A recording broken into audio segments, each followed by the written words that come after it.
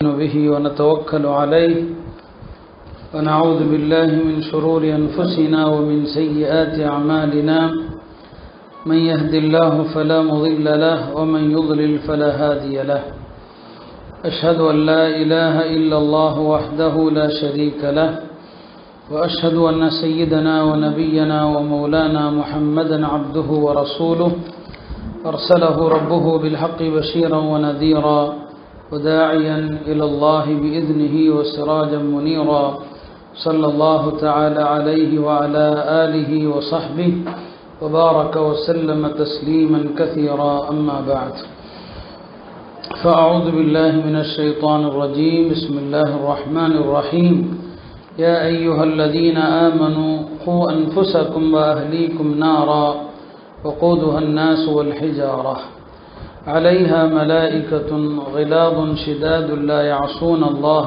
ما أمرهم ويفعلون ما يؤمرون وقال النبي صلى الله عليه وسلم إن من حسن إسلام المرء تركه ما لا يعني கண்ணியத்திற்குரிய அல்லாஹ்வின் நல்லடியார்களே, இன்றைய நமது வாழ்க்கை தேவையில்லாத வீணான எத்தனையோ விஷயங்களை நமது வாழ்க்கையிலே வீணாக நாம் கழித்து கொண்டிருக்கிறோம். பெருமானார் ஸல்லல்லாஹு அலைஹி வஸல்லம் அவர்கள் சொல்வார்கள், மின் ஹுஸ்னி இஸ்லாமில் மர்இ தர்குஹு மா லா யானி. ஒரு முஸ்லிம் ஆணோ பெண்ணோ அவர்களது இஸ்லாம் சிறந்தது என்பதற்கு அடையாளம் என்ன? தேவையில்லாத, பிரயோஜனம் இல்லாத, அவசியமில்லாத விஷயங்களை கைவிடுதல். இது ஒரு முஸ்லிமுடைய சிறந்த இஸ்லாத்திற்கான அடையாளம். நம்முடைய மார்க்கம் ஒரு மனிதனுடைய நேரங்கள் எதுவுமே வீணாக கழிவதை விரும்புவது கிடையாது. வீணாக கழிவது என்பது கிடையாது. எனவேதான் காலையில் எழுந்தது முதல் இரவு நாம் ஓய்வெடுக்க செல்கிற வரை மார்க்கம் நமக்கு ஒவ்வொரு சந்தர்ப்பத்திற்கும் சின்ன சின்ன துஆக்கள், சின்ன சின்ன திக்ருகள், சின்ன சின்ன வழிமுறைகள். ஒரு நோயாளியை சந்திக்க போனால் அங்கு சில ஒழுக்கங்கள், அங்கு சில துஆக்கள், எல்லா விஷயத்திற்கும். திடீரென்று மழை பொழிகிறது என்று சொன்னால் மழை பொழிந்தால் என்ன சொல்ல வேண்டும், காற்று வீசினால் அப்போது என்ன செய்ய வேண்டும், நம்முடைய இயற்கை தேவைகளுக்காக நாம் போகிறோம், டாய்லெட் போயிட்டு வருகிறோம், போகும்போது என்ன சொல்ல வேண்டும், வரும்போது என்ன சொல்ல வேண்டும், இப்படி ஒவ்வொரு நிமிஷத்திற்கும் நமக்கு மார்க்கம் வழிகாட்டி இருக்கிறது. எனவே நாம் இந்த சுன்னத்துகள், இந்த வழிமுறைகள், இவைகளை நாம் பேணினாலே நமக்கு நேரம் போகவில்லை, பொழுது போகவில்லை என்று நாம் சொல்ல மாட்டோம். அறிஞர்கள் நேரம் போதவில்லை என்று சொல்லுவாங்க. அவங்களுக்கு நேரம் பத்தாது. ஆனால் இன்னைக்கு நாம நேரத்தை வீணாக்கிறோம். நேரம் போகவில்லை என்று என்ன செய்யறோம் சொல்றோம். குறிப்பாக தாய்மார்கள், பெண்கள் தான் கால நேரங்களை ரொம்ப வீணாக்கக்கூடியவர்கள் தாய்மார்களாகத்தான் இருக்கிறாங்க. வீட்டு வேலைகளும் முன்பை விட எவ்வளவோ இப்போது சுருங்கி விட்டது. வேலைகளுக்கு இப்போதெல்லாம் பல மணி நேரங்கள் ஆவது கிடையாது. ஒரு நேரத்திலே பெண்கள் காலையிலிருந்து இரவு வரை வீட்டில் வேலை இருந்துக்கிட்டே இருக்கும். அதனால் யாரை பற்றியும் புறம் பேசவோ, தேவையில்லாத விஷயங்களை பேசுவதற்கோ, ஃபித்னாக்கள் பேசுவதற்கோ அவர்களுக்கு நேரம் இருக்காது. வெளியில் செல்வதற்கு அவர்களுக்கு நேரம் இருக்காது. ஆனால் இன்று அப்படி அல்ல. வீட்டு வேலைகளுக்கு பெரிய கால நேரம் என்பது இல்லை. அன்றாட வீட்டு ஏதோ விசேஷங்கள் வந்தாலே தவிர அன்றாட தேவைகளுக்கு ஒரு மணி நேரம் எல்லா வேலையும் முடிச்சிடலாம். மீதி நேரங்கள் எல்லாம் எப்படி நமக்கு கழிகிறது? எல்லா நேரங்களையும் வீணாக நம்முடைய பெண்கள் கழித்து கொண்டிருக்கிறான். எந்த விதமான குர்ஆன் திலாவத்து கிடையாது, திக்ரு கிடையாது. உங்களுக்கு இருக்கிற இந்த கால நேரத்தில் நீங்கள் குர்ஆனை ஹிஃப்ஸ் பண்ணனா கண்டிப்பாக சில வருடங்களில் குர்ஆனை ஹிஃப்ஸ் செஞ்சு முடிச்சிடலாம். எத்தனையோ வயதானவர்கள் உலகம் முழுக்க வயதான பருவத்திலையும் குர்ஆனை ஹிஃப்ஸ் செய்கிறாங்க, மனனம் செய்கிறாங்க. அப்போ எந்த பருவத்திலும் கூட குர்ஆனை மனனம் செய்ய முடியும். அப்போ உங்களுடைய கால நேரங்கள் இருக்கிறதே, அந்த நேரங்களை பயன்படுத்தினால் செய்யலாம். ஆனால் தாய்மார்கள் இவை எல்லாவற்றையும் விட்டுவிட்டு தங்களுடைய நேரங்களை வீணான விஷயங்கள், ஒன்று ஃபோன் பார்ப்பதில் அல்லது டிவி பார்க்கறதுல, சீரியல்கள் நாடகங்கள் பார்ப்பதில் தான் அவங்களுடைய எல்லா நேரமும் கழிந்து கொண்டிருக்கிறது. அந்த வகையிலே நம்முடைய காலையிலிருந்து இரவு வரைக்குமான நம்முடைய நேரங்கள் எப்படி கழிய வேண்டும் என்பதை குறித்து தான் உங்களுக்கு சில அறிவுரைகள் சொல்ல விரும்புகிறேன். அருமையான தாய்மார்களே, நம்முடைய நேரங்கள் முதலாவது கடமையான தொழுகைகள். இந்த நேரத்தில் தொழுவது, ஐவேளை தொழுகைகளை தொழுகிறது. கடமைக்கு பிறகு நஃபிலான சுன்னத்தான தொழுகைகள் அது ஒரு பக்கம் இருக்கட்டும். நேரத்தில் தொழுவது, 5 நேரங்கள் தொழுவது, இது உங்களுக்கு ரொம்ப ரொம்ப கட்டாய கடமை. பெண்களுக்கு அந்த தடுக்கப்பட்ட நாட்களை தவிர மற்ற காலங்களில் உரிய நேரத்தில் தொழுவது. இன்றைக்கு பெண்கள் பல நேர தொழுகையில் அலட்சியமாக இருக்கிறாங்க. 2 தொழுகைகள் 5 நேர தொழுகையில் ரொம்ப ரொம்ப முக்கியமானது. ஒன்று ஃபஜ்ருடைய தொழுகை, மற்றொன்று அசருடைய தொழுகை. இந்த 2 தொழுகைகளையும் தவற விடுவது குறித்தும் எச்சரிக்கை வந்திருக்குது. இந்த 2 தொழுகையையும் பேணி தொழுதால் அதற்குரிய நன்மையும் மார்க்கத்தில் சொல்லப்பட்டிருக்குது. அசருடைய தொழுகையை ஒருவர் தவறவிட்டால் அவருக்கு ஏற்படுகிற இழப்பும் கை சேதமும், ஒருவர் ஒரு விபத்திலே தன்னுடைய குடும்பம், தன்னுடைய செல்வம் எல்லாவற்றையும் இழந்து நிற்கிறார். அவருக்கு என்ன கை சேதம் உலகத்தில் இருக்குமோ அதே கை சேதம் தான் அசருடைய தொழுகையை தவறவிட்டவருக்கு மறுமையில் கை சேதம். இன்றைக்கு நமது பெண்களுடைய நிலைமை என்ன? அசர் நேரத்தில் ஏதாவது விசேஷம், ஏதாவது ஒரு ஃபங்க்ஷன் போனாங்கன்னா அசர் தொழுகை கிடையாது. பல நேரங்களில் அசரை தவற விடுறோம். ஆண்கள் ஃபஜ்ருக்கு வர்றாங்க, ஆனால் பெண்கள் வீட்டில் ஃபஜ்ரு தொழுகிறாங்களா? இன்றைக்கு நாம் அதை உறுதியாக சொல்ல முடியல. நபி ஸல்லல்லாஹு அலைஹி வஸல்லம் அவங்க கணவன் மனைவி காலையில் தொழுகைக்கு எழுந்திருக்கிற விஷயத்தில் ஒருவர் மற்றவருக்கு உதவியாக இருக்கணும்னு சொன்னாங்க. முதல்ல யார் எழுந்திருக்கிறாங்களோ அவர்கள் மற்றவர்களை எழுப்பி விடணும்னு சொன்னாங்க. கணவன் எழுந்தால் உறங்கி கொண்டிருக்கிற மனைவி எழுப்புங்க, கொஞ்சம் எழுந்திருக்க தாமதமானால் தண்ணியை தெரிச்சு விடுங்கன்னு சொன்னாங்க. கணவன் தூங்கி மனைவி எழுந்தால் கணவனை எழுப்புங்க, எழுந்திருக்க தாமதமானால் தண்ணியை தெளிச்சு விடுங்கன்னு சொன்னாங்க. இன்றைக்கு தண்ணியை தெளிச்சு விட்டா பெரிய சண்டையே வந்துடும். ஆனால் ஹதீஸில் நபி ஸல்லல்லாஹு அலைஹி வஸல்லம் தண்ணி தெளிச்சு விடுங்கன்னு சொன்னாங்க. அப்படி யார் தண்ணி தெளித்து தன்னுடைய துணையை எழுப்பி விடுறாங்களோ அவர்கள் மீது அல்லாஹ் கருணை புரிகிறான், அல்லாஹ் அவர்கள் மீது ரஹமத்து செய்கிறான் என்று சொன்னாங்க.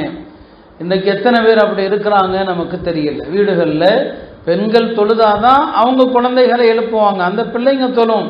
காலையில் ஃபஜ்ருடைய தொழுகையை தொழுகாமல் நீங்கள் படுத்துட்டீங்கன்னு சொன்னால் அவருடைய காதலை ஷைத்தான் சிறுநீர் கழிக்கிறான் என்று சொன்னாங்க. அன்றைய காலை பொழுதில் எழுந்திருக்கும் போது அஸ்பஹ ஹபீஸன் நஃப்ஸ், அவர் அசிங்கமாகத்தான் எழுந்திருக்கிறார். அவருக்கு அன்றைக்கு முழுவதும் பீடை தான். இப்னு மஸ்ஊத் ரலியல்லாஹு அன்ஹு அவர்கள் சொல்லுவாங்க, நாங்கள் ஒரு மனிதனுடைய நாளில் கெட்ட நாள் என்று எதை சொல்வோம்? என்றைக்கு அவன் ஃபஜ்ரு தொழவில்லையோ அதுதான் அவனுக்கு கெட்ட நாள், அதுதான் அவனுக்கு மோசமான நாள். அப்படியானால் இந்த ஃபஜ்ருடைய தொழுகைகள் எல்லாம் இன்றைய எத்தனை பெண்கள் பேணுதலாக தொழுகிறாங்க? வக்து முடிவதற்குள் எழுந்து எத்தனை பெண்கள் தொழுகிறாங்க? வக்து எப்போ முடியுதுன்னு முதல்ல தெரிகிறாங்களா?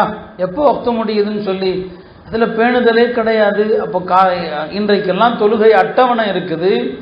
ஒவ்வொரு தேதியிலும் எப்போ சூரியன் உதயமாகிறது, சூரியன் உதயமாகிறதுக்கு முன்னால் ஃபஜ்ருடைய தொழுகையை தொழுது முடிச்சாகணும். அது தெரிகிறதில்லை இல்லையா?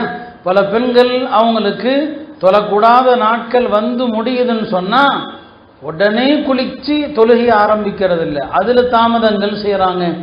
எப்போ நிற்குதோ அவங்க உடனே குளிச்சுட்டு அடுத்த வக்து தொழுகையை ஆரம்பிச்சிடணும். அடுத்து அவங்களுக்கு என்னங்க அந்த தொழுகையை அவங்க கன்டினியூ பண்ணி ஆகணும். அதில் எவ்வளவோ அலட்சியம் இருக்கிறாங்க. சஹாபி பெண்மணிகள் அவங்களுக்கு அந்த பீரியட் இந்த மாதவிடாய் டைங்களில் நேரங்களில் முடியக்கூடிய தருணம் வந்துட்டால் இரவு நேரத்தில் கூட எழுந்து சோதித்து பார்ப்பாங்க, சுத்தமாயிடுச்சா, குளிச்சு விட்டு காலையில் ஃபஜ்ரு தொழுகை ஆரம்பிக்க வேண்டுமே. இதுதான் அந்த பெண்களுடைய அக்கறை நிலை. ஆக நாம் இந்த ஃபர்தான தொழுகைகள் விஷயத்தில் நாம் எவ்வளவு அலட்சியங்கள், நேரம் தவறி தொழுகிறது, கதாவா தொழுகிறது. கதாவா தொழுகிறதுங்கிறது மார்க்கத்தில் இல்லை. ஒரு மனிதன் தூங்கினால் கதா செய்யணும், மறந்துட்டா கதா செய்யணும். வேணுக்குன்னே விடுறது அப்படிங்கிறது இல்லை. வேணுக்குன்னு விட்டா ஹதீஸில் அவரை காஃபிர்னு சொல்லப்படுது. பெருமானார் ஸல்லல்லாஹு அலைஹி சொன்னாங்க, நமக்கும் இறை மறுப்பாளர்களுக்கும் இடையில தொழுகதான், அதுதான் நமக்கு வித்தியாசம் சொன்னாங்க. ஹஜ்ரத் உமர் ரலியல்லாஹு அன்ஹு அவர்கள் அவங்க தாக்கப்பட்டு குத்தப்பட்டு குற்றுயிராக கிடக்கிறாங்க, இறக்கும் தருவாயில் இருக்கிறாங்க. அந்த நேரத்திலையும் சொன்னாங்க, யார் இந்த தொழுகையை பேணுவாரோ அவர் மார்க்கத்தின் இதர கடமைகளையும் பேணுவார், யார் தொழுகையை வீணடிக்கிறாரோ மார்க்கத்தின் மற்ற விஷயங்களை தாராளமாக வீணடிப்பார். ஒரு முஸ்லிமுடைய வாழ்க்கை சீரா இருக்குன்னு சொன்னா, அவர் கரெக்டா தொழுகிறாருன்னா அவருடைய எல்லா விஷயங்களும் சீரா இருக்கும். தொழுக ஒழுங்கு இல்லை, எல்லா விஷயங்களும் ஒழுங்கு கெட்டுதான் போயிருக்கும். எனவே அருமையான தாய்மார்களே, கடமையான தொழுகைகள் விஷயத்தில் எவ்வளவு பேணுதலும் பக்குவம் இருக்க வேண்டுமோ அது இல்லை.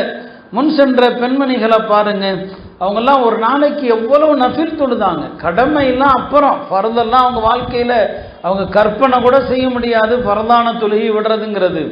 முஆதா என்று ஒரு பெண்மணி இருந்தாங்க. அன்னை ஆயிஷா ரலியல்லாஹு அன்ஹாவுடைய மாணவி. ஒரு நாளைக்கு 600 ரக்காத்துகள் தொழுவாங்க. அவங்க வீட்டில் 600 ரக்காத்துகள் தொழுவாங்க. ஹஃப்ஸா பின்த் சீரீன் என்ற ஒரு பெண்மணி இருந்தாங்க. அவங்க 30 வருடமா அவங்க எந்த இடத்துல தொழுவாங்களோ அந்த இடத்துலையே உட்கார்ந்துருப்பாங்க. அத்தியாவசிய தேவைக்கு அந்த இடத்த விட்டு எழுந்திருப்பாங்க, தேவை முடிஞ்சால் மறுபடியும் வந்து உட்கார்ந்துருவாங்க. இப்படி 30 வருஷ காலங்கள், 1 வருடம் அல்ல, 2 வருடம் அல்ல. இப்படித்தான் அந்த பெண்கள் எல்லாம் அவ்வளவு நஃபில் வணக்கங்கள். ராபியாங்கிற பெண்மணி உறக்கமே கிடையாது, இரவுல நின்று வணங்கி கொண்டே தான் இருப்பாங்க. தஹஜ்ஜுத் தொழுகைக்கு பிறகு கொஞ்ச நேரம் படுப்பாங்க. ஏன்னா தஹஜ்ஜுதுக்கும் ஃபஜ்ருக்கும் நடுவில் கொஞ்ச நேரம் படுக்கிறது நபி ஸல்லல்லாஹு அலைஹி வஸல்லம் சுன்னத்து.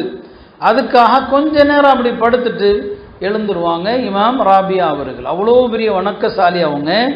சுஃபியான் சௌரி ரஹ்மத்துல்லாஹி அலைஹி ஒரு நாள் அவங்கள சந்திக்க போனாங்க. ஏன்னா அந்த அம்மாவை சந்திக்கிறதுக்கு பல பெரிய பெரிய அறிஞர்கள்லாம் போவாங்க.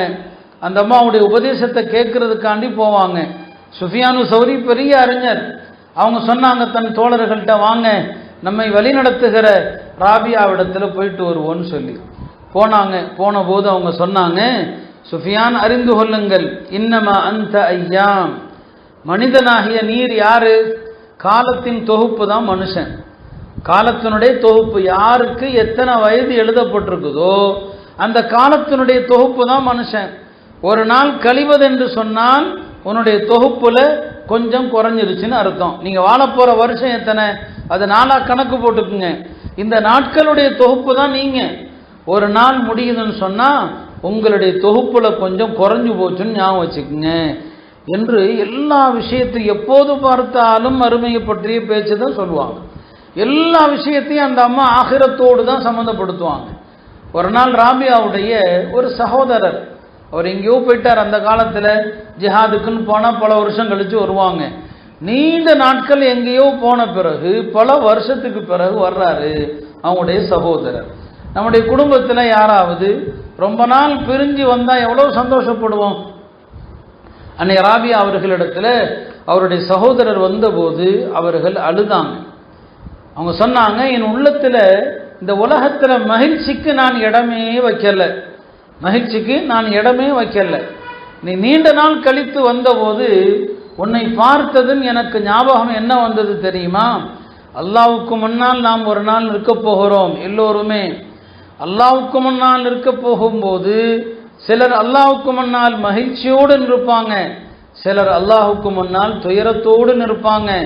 நானும் ஒரு நாள் அல்லாஹ்வுக்கு முன்னால் நிற்கணும். அப்படி நிற்க போகிற நாள் வருகிற போது நான் அல்லாஹ்வை சந்தோஷமாக சந்திப்பேனா அல்லது தோல்வியுற்றவனாக சந்திப்பேனான்னு தெரியலையே என்று சொல்லி அழுதான். அருமையானவர்களே, அந்த பெண்கள் எவ்வளவு தூய்மையான, எவ்வளவு கற்பொழுக்கம் உள்ள, இறையச்சமுள்ள பெண்களாக இருந்தாங்க. அல்லாஹ் தஆலா இத்தகைய மனிதர்களை பற்றி தான் சொல்லுவான், அம்மா மன் காஃப மகாம ரப்பி, யார் ரப்புக்கு முன்னால் நிற்க வேண்டிய நாளை எண்ணி அஞ்சி தன்னுடைய மனோ இச்சையை விட்டும் தங்களை தற்காத்துக் கொள்கிறார்களோ என்று அல்லாஹ் சொல்றான் இல்லையா. இந்த பெண்கள் அப்படித்தான் இருந்தாங்க. அருமையானவர்களே, இப்படி எல்லா விஷயங்களிலும் அந்த பெண்மணிகள் வணக்க வழிபாடுகள், கூடுதலான இபாதத்துகள், எல்லா நேரமும் திக்ருகள், இப்படித்தான் அவங்களுடைய வாழ்க்கை இருந்துச்சு. நம்முடைய அன்னை ஆயிஷா ரலியல்லாஹு அன்ஹா பெருமானார் ஸல்லல்லாஹு அலைஹி வஸல்லம் உடைய பிரியமான மனைவியாக இருந்தாங்க. எவ்வளோ பெரிய சட்டமேதையாக இருந்தாங்க. கிட்டத்தட்ட 2210 ஹதீஸுகள் அறிவிக்கிறாங்க. பெரிய ஹதீஸுகளை அறிவித்த ஒரு மாபெரும் கணங்க அவங்க, ஞானி அவங்க. சஹாபாக்கள்ல 7 பேர் தான் சட்டம் சொல்லக்கூடிய அறிஞர்கள். அந்த சட்டம் சொல்லக்கூடிய அறிஞர்கள்ல 6 பேர் ஆண்கள்னு சொன்னா ஒரே ஒரு பெண்மணி அன்னை ஆயிஷா ரலியல்லாஹு அன்ஹா மட்டும்தான். மக்களுக்கு காலையில பாடங்கள் நடத்துவாங்க. மஸ்ஜித் நபவியில என்னென்ன நடக்குதோ எல்லாவற்றையும் கண்காணித்து கொண்டிருப்பாங்க. என்ன தவறு நடந்தாலும் சொல்லிக்கிட்டே இருப்பாங்க. இவ்வளவு பாடம் கற்றுக் கொடுக்கிற வேலை, ஹதீஸுகளை அறிவிக்கிற வேலை, இத்தனை வேலைகளுக்கு இடையில ஹஜ்ரத் ஆயிஷா ரலியல்லாஹு அன்ஹா அவர்கள் காலமெல்லாம் நோன்பு வைப்பாங்க. வருஷத்துல 5 நாள் ஹராம் நோன்பு வைக்கிறது. 2 பெருநாட்கள், துல்ஹஜ்ஜினுடைய 11, 12, 13 இந்த நாட்கள் 5 நாளை தவிர மீதி காலமெல்லாம் நோன்பு வைக்கலாம். அப்படி சில பெரியவங்க இருந்தாங்க. அன்னை ஆயிஷா ரலியல்லாஹு அன்ஹா காலமெல்லாம் நோன்பு வைப்பாங்க, இரவெல்லாம் நின்று வணங்குவாங்க. ஒரு நாள் ஹஜ்ரத் உர்வத் இப்னு ஜுபைர் சொல்றாங்க, நான் அன்னை ஆயிஷா அவர்களை பார்க்க வந்தேன். அன்னை அவர்கள் ஒரு ஆயத்தை ஓதி அழுதுகிட்டே இருந்தாங்க. ஃபமன் அல்லாஹு அலைனா வகானா அஸாபஸ் ஸமூம். நாளை சொர்க்கத்தில் சென்ற பிறகு சொர்க்கத்து அடியார்கள் சொல்லுவாங்க, அல்லாஹ் நம் மீது உபகாரம் செய்து இந்த துன்புறுத்தும் நரகத்தில் இருந்து பாதுகாத்தான்ங்கிற ஒரு வசனம். அன்னை ஆயிஷா ரலியல்லாஹு அன்ஹா இந்த வசனத்தை ஓதுறாங்க, அழுதுகிட்டே இருக்கிறாங்க.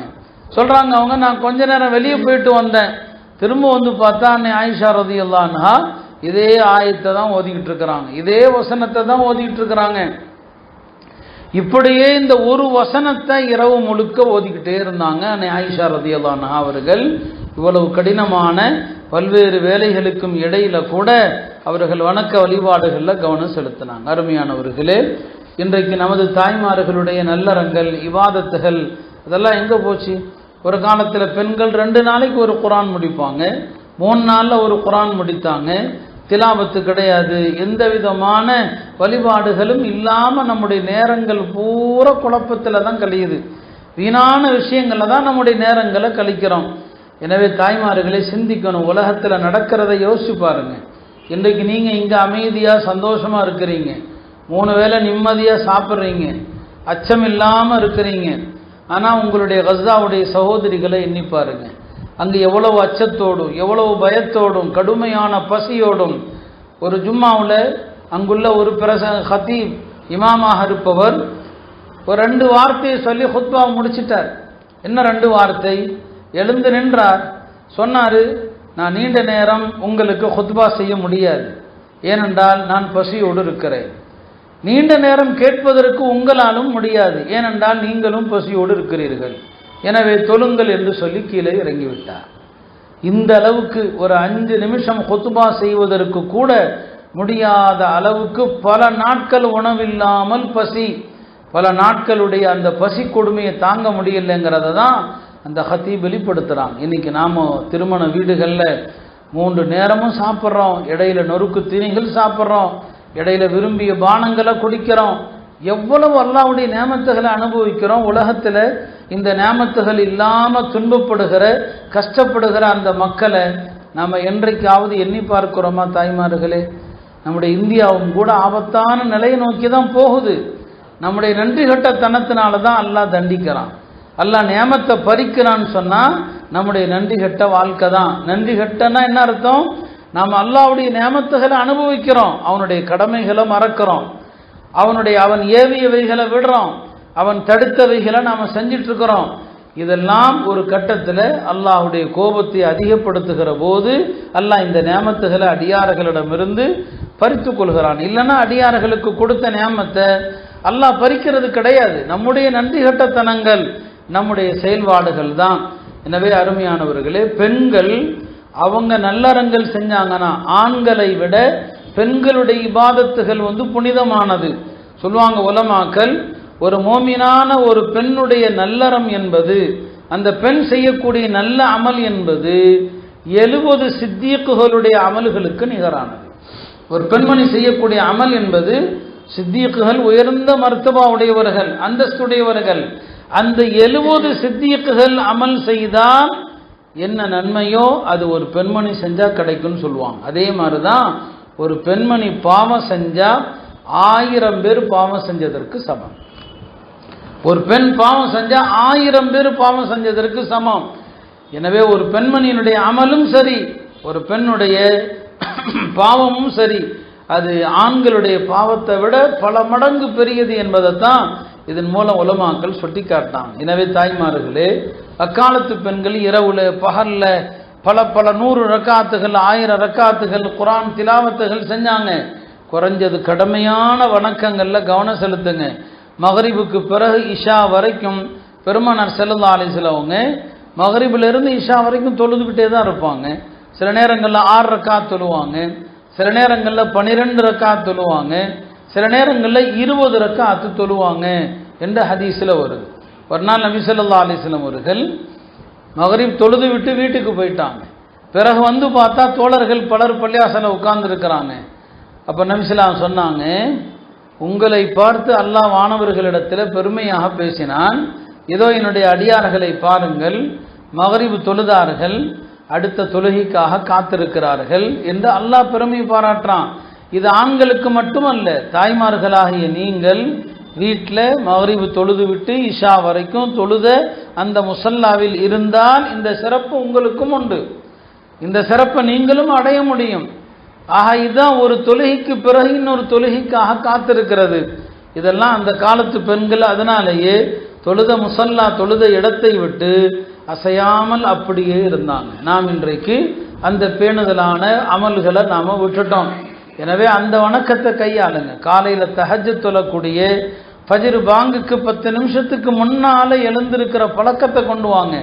காலை நேர அந்த தொழுகை பெருமானார் ஸல்லல்லாஹு அலைஹி வஸல்லம் சொல்லுவாங்க, அல்லாஹ்வுக்கு விருப்பமானது, நல்லோர்களுடைய பழக்கம், முன்னோர்களுடைய பழக்கம், காலங்காலமாக அல்லாஹ்வுடைய அடியார்கள் செய்து வருவது. அந்த காலை நேர தொழுகை ஃபஜ்ருக்கு முன்னால் சீக்கிரம் எழுந்து தஹஜ்ஜுடைய சில ரக்காத்துகள் தொழுங்க. காலையில் வீட்டில் துஹாவுடைய தொழுகை தொழுங்க. ரிசுக்குடைய பரக்கத்து, ரிசுக்குடைய அபிவிருத்தி வேணும்னு சொன்னால் துஹாவுடைய தொழுகையை தொழுங்க. இதெல்லாம் இந்த நல்லறங்கள் தான் உங்களுடைய குடும்பத்தில் அபிவிருத்தியை தரும், பிள்ளைகளுடைய வாழ்க்கையில் பரக்கத்தை தரும். இன்னைக்கு பெண்கள் இதையெல்லாம் விட்டு தூரமாயிட்டதுனால அதனுடைய தாக்கம் பிள்ளைகள் கஷ்டப்படுறாங்க, வேலை வாய்ப்பு இல்லாமல், கணவர் வியாபாரம் இல்லாமல் கஷ்டப்படுறாங்க. அந்த காலத்தில் பெண்கள் செஞ்ச இவாதத்துடைய பொருட்டில் ஆண்கள் எந்த காரியம் செஞ்சாலும் அது செழித்தது. இன்னைக்கு பெண்கள்கிட்ட வணக்கம் இல்லை, இவாதத்து இல்லை, துவா இல்லை, ஆண்கள் எடுக்கிற எல்லா முயற்சியும் தோல்வி அடையுது. அதனால தாய்மார்களை இதெல்லாம் முயற்சி செய்ய வேண்டும். காலையிலிருந்து இரவு வரைக்கும் மார்க்கத்தில் எத்தனை அழகான திக்ருகள் துவாக்கள் இருக்குது. உங்களுடைய கால நேரங்களில் தினசரி ஒரு சில துவாக்களை நீங்கள் பாடம் பண்ணுனா எவ்வளவு துவாக்கள் ஓதலாம். வீட்டை விட்டு வெளியே போகிறீங்க இல்லையா, வீட்டை விட்டு வெளியே போகிறதுக்கு மார்க்கத்தில் பல பல கண்டிஷன்கள் கட்டுப்பாடுகள் இருக்குது. ஒரு பெண் வீட்டை விட்டும் போகணும்னா கணவன் அனுமதி தரணும். அனுமதின்னு சொன்னால் நீங்கள் கேட்குற அனுமதி இல்லை, நீங்கள் கேட்குற அனுமதியே கட்டாயம் கொடுத்தாகணுங்கிற மாதிரி கேட்பீங்க. கணவர் விரும்பி அனுமதி கொடுக்கணும், சங்கடம் இல்லாமல் கொடுக்கணும். பல கணவன்மார்கள் விரும்பி கொடுக்கறதில்லை, வேற வழி இல்லாமல் கொடுக்குறாங்க. கணவன் அனுமதி தரணும். வெளியில் போகக்கூடிய பெண்மணி அலங்கார ஆடைகளை உடுத்தி கொண்டு போகக்கூடாது. வெளியில் செல்லக்கூடிய பெண்மணி ஆண்கள் போகிற பாதையில் போகக்கூடாது. எத்தனை கட்டுப்பாடுகள், இதையெல்லாம் மீறுவது என்னங்க பெண்கள் பேணுவது கிடையாது. நடுப்பாதையில் போகிறது, போகிற போது என்னங்க ஃபோன் பேசி கொண்டு போகிறது. ஒரு அழகான முஸ்லீம் பெண்ணுக்கு இது அழகு இல்லை. சரி, ஒரு அத்தியாவசிய தேவைக்கு போகிறோன்னு சொன்னால் வீட்டை விட்டு போகும்போது என்ன துவா இருக்குது, அந்த துவாவை நாம் யாராவது ஓதுறோமா? பெருமானார் ஸல்லல்லாஹு அலைஹி வஸல்லம் அவர்கள் வீட்டை விட்டு வெளியே செல்கிற ஒரு மனிதன், அது மார்க்கெட்டுக்கு போகலாம், வேறு தேவைகளுக்கு போகலாம், பயணத்திற்கு போகலாம், பிஸ்மில்லா தவக்கல்து அலல்லாஹ் லா ஹவ்ல வலா குவத இல்லா பில்லா, சுருக்கமாகவும் இருக்குது விரிவாகவும் இருக்குது. இந்த பிஸ்மில்லா தவக்கல்து அலல்லாஹ் லா ஹவ்ல வலா குவத இல்லா பில்லான்னு சொல்லிட்டா, இந்த வார்த்தையை சொல்லிட்டு நீங்கள் கால் எடுத்து வச்சா மலக்குகள் சொல்லுவாங்க, ஹுதீத, நீ எந்த காரியத்திற்கு போகிறாயோ அந்த காரியத்திற்கு நீ வழிகாட்டப்படுவாய். ஓ குஃபீத, நீ எந்த காரியத்திற்கு போகிறாயோ அந்த காரியத்திற்கு பொறுப்பேற்கப்படுவாய். ஓ உகீத, நீ திரும்பி வர்ற வரைக்கும் பாதுகாக்கப்படுவாய், உனக்கு ஆபத்தே வராது. இந்த துவா ஓதிட்டு ஒரு அடியான் வெளியே செல்கிற நேரத்தில் சில ஷைத்தான்கள் அந்த அடியானுக்கு பக்கத்தில் வருவாங்க. அப்போ வேறு சில ஷைத்தான்கள் சொல்லுவாங்களாம், இல்லைப்பா இவரை நாம் ஒன்றுமே செய்ய முடியாது, ஏன்னா இவருக்கு அல்லாஹ்வால் வழிகாட்டப்படுது, அல்லாஹ்வால் பொறுப்பேற்கப்படுது, அல்லாஹ்வால் பாதுகாக்கப்படுகிறார், இவரை நீங்கள் ஒன்றுமே செய்ய முடியாது, இவருக்கு அருகில் சென்றும் பிரயோஜனம் இல்லைன்னு சொல்லி தாய்மார்கள் இது போன்ற துவாக்களை நாம் மனப்பாடம் செய்கிறோமா? நமக்கு தெரிஞ்சாதானே நம்முடைய பிள்ளைகளுக்கு சொல்லிக் கொடுக்க முடியும். பெருமானார் ஸல்லல்லாஹு அலைஹி வஸல்லம் அவர்கள் உடனிருந்து சாப்பிடுகிற குழந்தைகளுக்கு ஒழுக்கங்களை சொல்லிக் கொடுப்பாங்க. ஒரு நாள் சாப்பிட்டுட்டு இருக்கிறாங்க, அவங்க கூட ஹஜ்ரத் உம்மு ஸலமாவுடைய மகனும் சாப்பிட்றாங்க. அந்த பிள்ளை சின்ன பிள்ளை பிஸ்மில்லா சொல்லாமல் கை வைக்குது, இடது கையை கொண்டு போய் வைக்குது. பெருமானார் ஸல்லல்லாஹு அலைஹி வஸல்லம் அவங்க சொன்னாங்க, சம்மில்லா, பிஸ்மில்லா சொல்லி சாப்பிடு, வலது கையால் சாப்பிடு, முன்னால் உள்ள உணவை எடுத்து சாப்பிடுன்னு சொல்லி கொடுக்குறாங்க. நீங்கள் சாப்பாட்டில் பிஸ்மில்லா சொல்லலை, அந்த சாப்பாட்டில் ஷைத்தானும் உட்காந்துடுறான், ஷைத்தான் சாப்பிட்றான். ஒரு முறை நபி ஸல்லல்லாஹு அலைஹி வஸல்லம் அவங்க சாப்பிட்டுட்டு இருந்தாங்க, ஒரு சிறுமி வந்தது.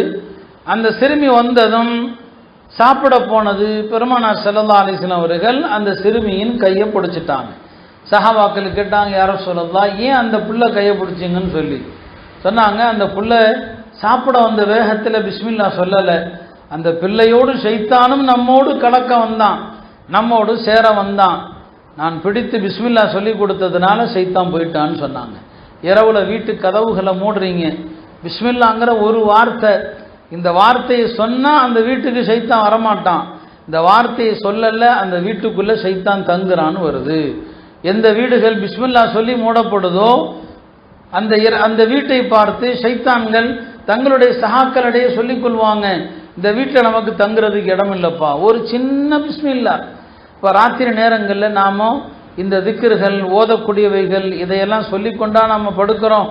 பெருமானார் ஸல்லல்லாஹு அலைஹி வஸல்லம் அவங்க இரவுல படுக்கிறதுக்கு முன்னால எவ்வளவு திக்ருகள், எவ்வளவு அழகான துவாக்களை ஓதுனாங்க. நாம் காலமெல்லாம் மிஞ்சி மிஞ்சி போனால் ஒரு துவாவை மட்டும் வச்சுக்குவோம், அதுக்கு மேலே எக்ஸ்ட்ரா ஒன்றுமே படிக்க மாட்டோம். அல்லாஹும்ம பிஸ்மிக்க அமூத்து வ அஹ்யா, குறைஞ்சபட்சம் அதையாவது நாம் கடைபிடிக்கணும். ஆனால் ரசூல் ஸல்லல்லாஹு அலைஹி வஸல்லம் அவங்க அதுக்கு மேலே ஓதுனாங்க. இதை எல்லாமே அல்லாஹ்விடத்தில் நான் என்ன மொத்தமாக ஒப்படைக்கிறேன், அதான் அர்த்தம். இரவுல படுக்கைக்கு போனால் அல்லாஹும்ம இன்னி அஸ்லம்து வஜ்ஹி இலைக், யா அல்லாஹ் என் முகத்தை உன்னிடமே ஒப்படைச்சிட்டேன். வஃபவ்வத்து அம்ரி இலைக், என் காரியங்கள் எல்லாவற்றையும் உன்னிடத்தில் ஒப்படைச்சிட்டேன். வ அல்ஜஅத்து ظஹரி இலைக், என்னுடைய முதுகையும் உன் பக்கமே நான் சாய்த்திருக்கிறேன். லா மல்ஜஅ வலா மன்ஜஅ இல்லா இலைக், உன்னை தவிர உன்னிடமிருந்து தப்பிக்க எந்த வழியும் இல்லை. ரஹ்பத்தன், உன்னுடைய அருள ஆதரவு வைத்து வருகிறேன். வரஹபத்தன், உன்னுடைய தண்டனையை பயந்து வருகிறேன். நீ இறக்கிய வேதத்தை ஈமான் கொண்டேன், உன் நபியை ஏற்றுக்கொண்டேன். ரசூல் ஸல்லல்லாஹு அலைஹி வஸல்லம் அவங்க படுக்கிறதுக்கு முன்னால் இதையெல்லாம் ஓதுவாங்க. நம்முடைய தாய்மார்களுக்கு எவ்வளவு நேரங்கள், காலையிலிருந்து இரவு வரை எவ்வளவு நேரம் இருக்குது.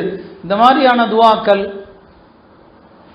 அவங்களுடைய சக்திக்கு உட்பட்டது தான். அழகான இந்த துவாக்களை ஓதிக்கொண்டு படுக்கலாம். ஆனால் நம்முடைய நேரங்களை எல்லாம் டிவி பார்த்து கொண்டு நம்முடைய மனதையும் நம்முடைய எல்லா நேரத்தையும் வீணாக்கக்கூடிய, கெடுக்கக்கூடிய, சீரழிக்கக்கூடிய, கலாச்சாரத்தை பால்படுத்தக்கூடிய சீரியல்களை பார்த்து கொண்டு தான் நம்ம படுக்கிறோம். நம்முடைய இரவும் அல்லாஹ்வுடைய அருளை விட்டும் தூரமாகத்தான் இருக்குது, நம்முடைய பகலும் அல்லாஹ்வுடைய அருளை விட்டும் தூரமாக தான் இருக்குது. நம்முடைய அத்தனை விஷயங்களிலும் நம்ம அல்லாஹ் விட்டும் தூரமாக இருந்தோம்னு சொன்னால் நம்ம கேட்கக்கூடிய துவாக்களை அல்லாஹ் எப்படி கபூல் செய்வான்? அருமையான தாய்மார்களை எண்ணி பாருங்க. நம்ம வாழக்கூடிய இந்த காலம் பல நெருக்கடிகளை சந்திச்சுட்டு இருக்கிறோம். நம்மை நோக்கி பெரிய ஆபத்து வந்துட்டு இருக்குது. நம்முடைய நாட்டிலையும் அப்படிப்பட்ட ஒரு சூழல் தான். முஸ்லிம்கள் அகதிகளாகக்கூடிய அளவுக்குள்ள ஒரு ஆபத்து. ஆனால் எதையும் தெரியாமல் நாம் என்ன செய்கிறோம்? ஆடம்பர வாழ்க்கை, சொகுசு வாழ்க்கை, துன்யா துன்யா துன்யா என்று எந்நேரமும் இந்த உலகத்தில் மூழ்கி நம்முடைய நேரங்களை பாழாக்கிறோம். இபாதத்துகளுக்கு நேரம் கொடுங்க. காலை மாலை திக்ருகள், எவ்வளவு அழகழகான திக்ருகள் இருக்கிறது, அந்த திக்ருகளுக்கான நேரத்தை கொடுங்க. நாவில் எப்போதும் தஸ்பீகள், திக்ருகள் செய்யுங்க. வெளியே தேவைக்கு போனால் கூட திக்ரு செஞ்சுட்டு போங்க, திக்ரு செஞ்சுட்டு வாங்க. அல்லாஹ் எல்லா தீங்கிலிருந்து உங்களை பாதுகாக்கிறான். அப்போ நம்முடைய நேரங்களில் இறைவனை வணங்குவதற்கு, திக்ரு செய்வதற்கு, திலாவத்திற்கு ஒரு நேரத்தை கொடுங்க. ரெண்டாவது என்ன? நம்முடைய பிள்ளைகள், அவர்கள் விஷயத்தில் நாம் செலுத்த வேண்டிய கவனம். குழந்தைகளுடைய வளர்ப்பில் பெண்களுடைய பங்களிப்பு எவ்வளோ முக்கியமானது. ஒரு தாயினுடைய செயல்பாடுகள், ஒரு தாயினுடைய ஒழுக்கங்கள், ஒரு தாயினுடைய குணங்கள், அவை எப்படி இருக்கிறதோ வீட்டில் அதிக நேரம் பிள்ளைகள் பார்ப்பது ஒரு தாயை தான். தந்தையை விட அதிகம் அவங்கள தான் பார்க்குறாங்க. நபி ஸல்லல்லாஹு அலைஹி வஸல்லம் அவங்க சந்தர்ப்பம் கிடைக்கும் போதெல்லாம் சின்ன குழந்தைகளுக்கு ஈமானுடைய பாடம் நடத்துவாங்க, சின்ன குழந்தைகளுக்கு தொழுகையினுடைய முக்கியத்துவத்தை சொல்லிக் கொடுப்பாங்க, சின்ன குழந்தைகளுக்கு ஒழுக்கங்கள் அதபுகளை சொல்லிக் கொடுப்பாங்க. அப்போ இந்த குழந்தைகள் எல்லா விஷயத்திலும் உங்களை பார்த்து தான் காப்பி அடிக்குது, நீங்கள் எப்படி இருக்கிறீங்க. சந்தர்ப்பம் கிடைக்கும் போதெல்லாம் அறிவுரைகள் சொல்லணும். ஹஜ்ரத் இப்னு அப்பாஸ் ரலியல்லாஹு அவர்கள் ஒரு முறை நபி ஸல்லல்லாஹு அலைஹி வஸல்லம் அவர்களோடு வர்றாங்க. இப்னு அப்பாஸ் பெருமானார் ஸல்லல்லாஹு அலைஹி வஸல்லம் காலத்தில் சின்ன வயசு தான் அவர். பெருமானார் ஸல்லல்லாஹு அலைஹி வஸல்லம் மௌத்தாகிற போது அவருடைய வயது 14 வயசு. அப்போ நபி ஸல்லல்லாஹு அலைஹி வஸல்லம் ஹயாத்தில் அவர் சின்ன பிள்ளையாக தான் இருக்கிறார். அப்போ நபி ஸல்லல்லாஹு அலைஹி வஸல்லம் ஒரு நாள் அந்த பையன், அவங்க சொந்தக்காரர் தான், அவங்களுடைய தந்தை மகன் தான், பெரிய தந்தை மகன் தான் ஹஜ்ரத் இப்னு அப்பாஸ். அவங்க கூப்பிட்டு சொல்கிறாங்க, யா குலாம், மகனே, வஅல்லிம்க கலிமாத், நான் உனக்கு சில விஷயங்களை சொல்லித்தர்றேன், சில விஷயங்களை உனக்கு நான் கற்றுத்தருகிறேன், இந்த விஷயங்களை கற்றுக்கொண்டு நடந்தால் உனக்கு பிரயோஜனம் என்று சொன்னாங்க. யஹ்ஃபதில்லாஹ யஹ்ஃபதுக, நீ அல்லாஹ்வை பேணி பாதுகாத்தால் அல்லாஹ் உன்னை பாதுகாப்பான்னு சொன்னாங்க. யஹ்ஃபதில்லாஹ தஜிதுஹு துஜாஹக, நீ அல்லாஹ்வை பேணி பாதுகாத்தால் அல்லாஹ்வை உனக்கு முன்னால் நீ காண முடியும்னு சொன்னாங்க. அல்லாஹ்வை பாதுகாக்கிறதுனா என்ன? அல்லாஹ்வுடைய ஷரியத்தை பாதுகாக்கிறது, அல்லாஹ்வுடைய மார்க்கத்தை பாதுகாக்கிறது, அல்லாஹ் ஏவியவற்றை செய்வது, அல்லாஹ் தடுத்தவைகளை விட்டு விலகி இருக்கிறது. ஆக அல்லாஹ்வை பாதுகாக்கிறதுனா மார்க்கத்தினுடைய எல்லா விஷயங்களையும் பின்பற்றி நீ நடந்தால் அல்லாஹ் உன்னை பாதுகாப்பான். அல்லாஹ்வை உனக்கு முன்னால் காண்பாய். அல்லாஹ்வை உனக்கு முன்னால் காண்பாய்னா என்ன அர்த்தம்? எந்த இடத்துலையும் எதை கண்டும் பயம் வராது. அல்லாஹ் என்ன பார்க்குறான், அல்லாஹ் என்னோடு இருக்கிறான், இந்த உணர்வு அந்த அடியானுடைய உள்ளத்தில் வந்துட்டா நம்ம எங்கே போனாலும் அல்லாஹ் நம்மோடு இருக்கிற மாதிரி தான். அல்லாஹ்வுடைய தீனை நீங்கள் பாதுகாத்தீங்கன்னு சொன்னால் தஜிதுஹு துஜாஹக, அல்லாஹ்வை உனக்கு முன்னால் நீ காண முடியும் என்று சொன்னாங்க. சின்ன பையனுக்கு சொல்லி கொடுத்தாங்க. மேலும் சொன்னாங்க, இதா சஅல்த ஃபஸ்அலில்லாஹ், கேட்பதாக இருந்தால் அல்லாஹ்விடம் கேள். யார்கிட்டையும் கேட்காத, மனிதர்கள்ட்ட கேட்க வேண்டாம், அல்லாஹ்ட்ட கேட்டு பாருங்க, அல்லாஹ் தருவான். துஆவுடைய வலிமை நாம் அல்லாஹ்விடத்தில் எந்த அளவுக்கு உறுதியோடு, எந்த அளவுக்கு அழுத்தத்தோடு நாம் கேட்குறோமோ அப்படிதான் அல்லாஹ்வுடைய அந்த துஆ கபூலுடையதை பார்க்கணும். அந்த அழுத்தத்தில் நம்ம பார்க்கலாம். சஹாபாக்கள் தம்முடைய பிள்ளைகளுக்கு அப்படிதான் சொன்னாங்க. ஜுபைர் இப்னுல் அவ்வாம் அவர் இறக்கிற நேரத்தில் கடனாளியாக இறக்குறாரு. மகன் அப்துல்லாட்ட சொன்னார், எனக்கு இவ்வளவு கடன் இருக்குப்பா, இவ்வளவு கடன் இருக்குது, அதில் கடன் நான் யார்கிட்ட வாங்கினேனோ அதில் பல பேர் தெரிஞ்சவங்களும் இருக்கிறாங்க, யார்கிட்ட வாங்கினேன் சில பேர் தெரியாதவங்களும் இருக்கிறாங்க, யார் கடன் கேட்டு வந்தாலும் நீ அதை கொடுத்துரு, என்னுடைய ஒரே ஒரு சொத்து இருக்குப்பா, அந்த சொத்தை விற்று நீ கடனை அடைச்சிக்கன்னு சொல்லிட்டாரு. ரொம்ப நெருக்கடி வந்தா அல்லாஹ்ட்ட இப்படி கேளு, ஜுபைருடைய இறைவனே சொல்லி கொடுக்குற, எவ்வளவு தூரம் அவருக்கு நம்பிக்கை இருக்குது, தன்னுடைய ரப்பு தன் பிள்ளைகளை கஷ்டப்படுத்த மாட்டான் தன்னுடைய கடனின் காரணமா, நீ அல்லாஹ்ட்ட கேளு, ஜுபைருடைய ரப்பே என் தந்தையினுடைய இந்த கடன்களை எல்லாம் நிறைவேற்ற உதவி செய் என்று 2 ரக்காத் தொழுதுட்டு இந்த மாதிரி துவா செய், அல்லாஹ் வழி செய்வான்னு சொல்லி அவரும் அதைத்தான் செஞ்சார். ஒரு சாதாரண இடம் பல லட்சத்துக்கு விற்று எல்லாருடைய கடனையும் அடைத்து அவருடைய சகோதரர்களுக்கெல்லாம் மிச்சத்தை பங்கு போட்டு கொடுத்தார். இப்னு அப்பாஸ் ரலியல்லாஹு அவர்களுக்கு பெருமானார் ஸல்லல்லாஹு அலைஹி வஸல்லம் சொன்னாங்க, இதா சஅல்த ஃபஸ்அலில்லாஹ், கேட்டா அல்லாஹ்விடம் கேளுங்கள். வ இதஸ்தஅன்த, உதவி தேடுவதாக இருந்தால் ஃபஸ்தஇன் பில்லாஹ், அல்லாஹ்ட்ட உதவி தேடுங்க. இந்த 2 விஷயம்தான் ஈமானுக்கான அடிப்படை. இந்த 2 இருந்தால் நம்ம யார்கிட்டையும் போக தேவையில்லை. ஈமானுடைய பலவீனம், நம்முடைய பிரச்சனைகளை தீர்த்து வைக்கிறதுக்கு நாம் யார்கிட்டையோ போடுறோம். தாவீதுகள் இதெல்லாம் கூடுமா கூடாதா என்பது ஒரு பக்கம் இருக்கட்டும், சிறப்பா இல்லைன்னா சிறப்பு இல்லை. தாவீதுகள் இல்லாமல் அல்லாஹ் இருக்கிறான், அவன் பாதுகாப்பான். இதுதான் உயர்ந்த நம்பிக்கைங்கிறது, அதுதான் உயர்ந்த ஈமான்ங்கிறது, அதுதான். அப்போ அல்லாஹ்ட்ட மட்டும்தான், வேற யார்கிட்டையும் எந்த தேவை இறக்கி வைக்காதீங்க. மனிதர்கள்ட்ட தேவை இறக்கி வச்சிங்க, மௌத்தாகிற வரைக்கும் தேவை நீங்கவே நீங்காது. அல்லாஹ்ட்ட தேவை இறக்கி வச்சிங்க, காலம் முழுக்க தன்னிறைவோடு வாழலாம். அந்த சின்ன பிள்ளைக்கு சொல்லி கொடுக்குறாங்க, உதவி தேடுவதாக இருந்தால் அல்லாஹ்ட்ட உதவி கேள் சொல்லிவிட்டு விதி சம்பந்தமான ஒரு அழகான விஷயத்தை கற்றுக் கொடுத்தாங்க பிள்ளைகளுக்கு. விதினா என்ன, அல்லாஹ்வுடைய நாட்டப்படி தான் எல்லாம் நடக்குதுங்கிறத அவங்க புரிகிற மாதிரி சொல்லி கொடுக்கணும். சொன்னாங்க, மகனே தெரிந்துகொள், இந்த உலகத்தில் உள்ள எல்லா மனிதர்களும் சேர்ந்து உனக்கு ஒரு நல்லதை செய்ய எண்ணி அந்த நல்லதை அல்லாஹ் உனக்கு விதிக்கல, அது உனக்கு கிடைக்காது. எல்லாரும் சேர்ந்து உனக்கு நன்மை செய்ய நினைக்கிறாங்க, அது உனக்கு விதிக்கப்படலைன்னு சொன்னா எல்லாருமே நினைச்சாலும் அது உனக்கு கிடைக்காது. எல்லோருமாக சேர்ந்து உனக்கு தீங்கிழைக்க நாடி அந்த தீங்கு உனக்கு எழுதப்படலை, உனக்கு யாரும் தீங்கிழைக்க முடியாது. இப்போ நன்மையோ தீமையோ ரப்பு விதித்தால் நடக்கும், ரப்பு விதிக்கலனா உலகத்தில் உள்ள அத்தனை பேரும் சேர்ந்தாலும் நடக்காது.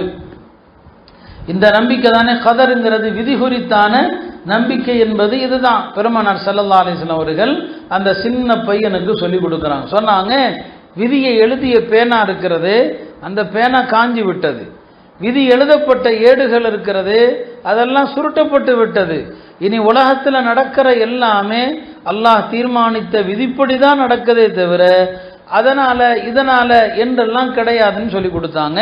ஒரு காரியம் நடந்தால் நாம என்ன செய்யறோம், அப்படி செஞ்சிருந்தா நடந்திருக்காதோ, இப்படி செஞ்சிருந்தா நடந்திருக்காதோ. ஒரு நோயாளி இறந்துட்டாரு, இறந்த பிறகு அந்த ஆஸ்பத்திரிக்கு போயினா பிழைச்சிருப்பாரு, இந்த டாக்டர்கிட்ட போயிருந்தா பிழைச்சிருப்பாரு. பெருமானார் சொன்னாங்க, அரபியில அப்படி செஞ்சிருந்தா இப்படி செஞ்சிருந்தா அப்படிங்கிறதுக்கு அரபியில லவ் என்று சொல்லுவாங்க. பெருமானார் சொன்னாங்க, உலகத்தில் நடந்துவிட்ட எந்த காரியத்திற்கும் இந்த லவ்ங்கிற சொல்லாதீங்க. அதாவது அப்படி செஞ்சிருக்கலாமா இப்படி செஞ்சிருக்கலாமா, இந்த வார்த்தையை நீங்கள் பயன்படுத்துவதானது உங்களது நம்பிக்கையை குழப்புவதற்கு ஷைத்தான் பயன்படுத்துகிற ஆயுதம். அல்லாஹ் நாடிட்டா அவ்வளவுதான், முடிஞ்சு போச்சு. இறக்க போகிற ஒரு மனிதனை நீங்க எந்த மருத்துவமனைக்கு கொண்டு போனாலும் இறப்பை தடுத்து நிறுத்த முடியாது. அப்ப நடந்து முடிஞ்ச பிறகு அப்படி செஞ்சிருந்தா இந்த காரியம் நடக்காம போயிருக்குமா என்று யோசிப்பதில் அர்த்தமே கிடையாது. விதிதான், அல்லாஹ் விதித்தபடி தான் உலகத்தில் நடக்குது. இந்த விதி மீதான நம்பிக்கை வந்தா நம்முடைய தாய்மார்கள் குடும்பத்தில் யாராவது இறந்தா மார்க்கத்துக்கு விரோதமாக நடக்க மாட்டாங்க. ஏன்னா இறந்த வீடுகளில் பெண்கள் ஒப்பாரி வைக்கிறது நபி ஸல்லல்லாஹு அலைஹி வஸல்லம் உண்மையாக கண்டிச்சாங்க. அறியாமைக்கால நடைமுறை என்று சொன்னாங்க. கண்களில் கண்ணீர் வரலாமே தவிர வாயில வார்த்தை வரக்கூடாதுன்னு சொன்னாங்க. சஹாபி பெண்மணிகள் கணவனை இழந்தாங்க, குழந்தைகளை இழந்தாங்க. ஆனாலும் அல்லாஹ்வுடைய விதிக்கு மாற்றமாக ஒரு வார்த்தை கூட அவங்க சொன்னதில்லை. எனவே தாய்மார்களே, உங்களுடைய நேரங்களில் குழந்தைகளை உருவாக்குங்க, உங்களுடைய குழந்தைகளை மார்க்க அடிப்படையில் உருவாக்குங்க. அந்த குழந்தைகளுக்கு பேணுதலான வாழ்க்கையை அவங்களுக்கு கற்றுக் கொடுங்க. பனு இஸ்ராயல்களில் ஒரு பெண்மணி இருந்தாங்க. பனு இஸ்ரவேலர்களில் ஒரு பெண்மணி, நம்முடைய முன்னோர்கள் படிப்பினைக்காக முன்வாழ்ந்த சமுதாயத்து ஆண்கள் பெண்களுடைய சம்பவங்களை சொல்லுவாங்க. ஒரு வணக்கசாலியான ஒரு பெண்மணி, அந்த பெண்ணுக்கு 7 ஆண் மக்கள் இருந்தாங்க. அந்த நேரத்தில் ஒரு மோசமான ஒரு அரசன் இருந்தான். அந்த அரசன் மக்களை எல்லாம் பன்றி இறைச்சி சாப்பிடுமாறு கட்டாயப்படுத்துகிறான். பல பேர் அரசனுடைய நெருக்கடிகளுக்கு பயந்து பன்றி இறைச்சி சாப்பிட்றாங்க. அந்த மார்க்கத்திலும் அது ஹராமாக்கப்பட்டிருந்துச்சு. அப்போ அந்த அரசனிடத்துல சொல்லப்படுது, இந்த ஊரில் ஒரு அம்மா இருக்கிறாங்க, அந்த அம்மாவும் அந்த அம்மாவுடைய பிள்ளைகளும் அவங்க பன்றி இறைச்சி சாப்பிட மறுக்கிறாங்கன்னு சொல்லப்படுது. உடனே அந்த அரசன் என்ன செய்யறான், அந்த தாயையும் அழைச்சிட்டு வாங்க, அந்த பிள்ளைகளையும் அழைச்சிட்டு வாங்க என்று என்ன செய்யறான், கொடுப்பான். அப்போ அவர்களை எல்லாம் அழைத்து கொண்டு வந்து நிறுத்தி அந்த பிள்ளைகள்ல மூத்த மகனை அழைத்து சொல்றான், ஏதோ இந்த பன்றி இறைச்சியை சாப்பிடணும்னு சொல்லி. அவன் சொன்னான், அல்லாஹ் எனக்கு ஹராமாக்கிய, அல்லாஹ் எனக்கு தடுத்த எதையும் நான் ஒருபோதும் சாப்பிட மாட்டேன்னு சொல்லி. இப்போ அரசன் சொல்றான், என்னுடைய கட்டளையை மறுத்தா என்ன ஆகும் தெரியும் இல்லை? கண்டிப்பாக தெரியும். உன்னுடைய கட்டளைக்கு அடிபணிவதை விட நான் அல்லாஹ்வுடைய பாதையில் இறப்பதற்கு நான் தயார்.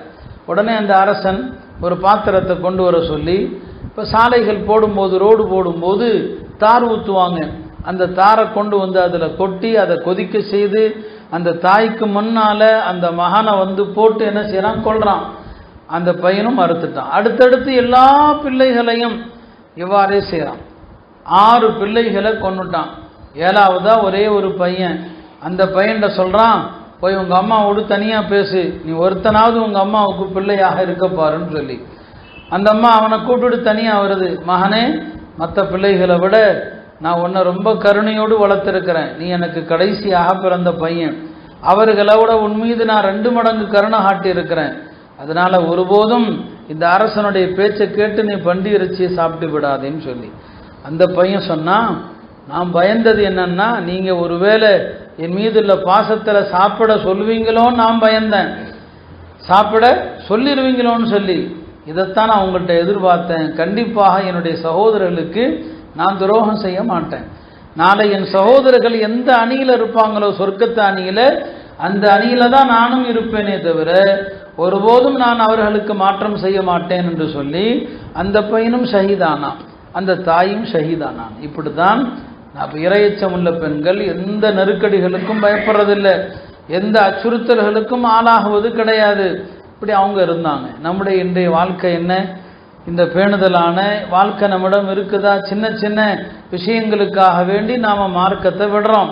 எத்தனையோ ஹராமான விஷயங்களை செய்கிறோம். கணவன் செய்யக்கூடிய ஹராமான வியாபாரங்களுக்கு நாமும் சேர்ந்து துணை போகிறோம்.